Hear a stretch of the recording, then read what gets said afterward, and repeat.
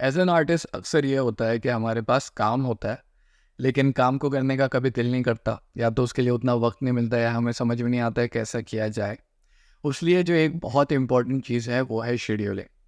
यहाँ पे आप क्या करते हो, आप अपने हर काम को वक्त देते हो। एज एन आर्टिस्ट, अगर आज की दुनिया में आप एक आर्टिस्ट हो, तो आपको इंस्टाग्राम भी हैंडल करना है, ब्रेक भी लेने हैं, अपना मेंटल स्टेबिलिटी भी संभालना है, चीज़ें यूट्यूब पे अपलोड भी करनी है, और पैसे के लिए काम भी करना है, और भी चीज़ें हैं जो ज़िंदगी में आती है।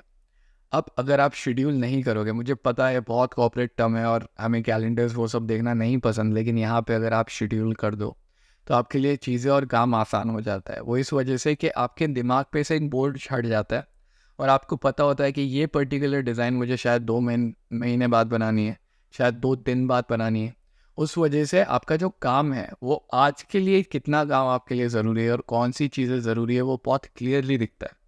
So this is one tip. If you were looking for any tip to help you, I hope this helps you. And if it does, please subscribe. My name is Harshal Lisayed. Thank you so much.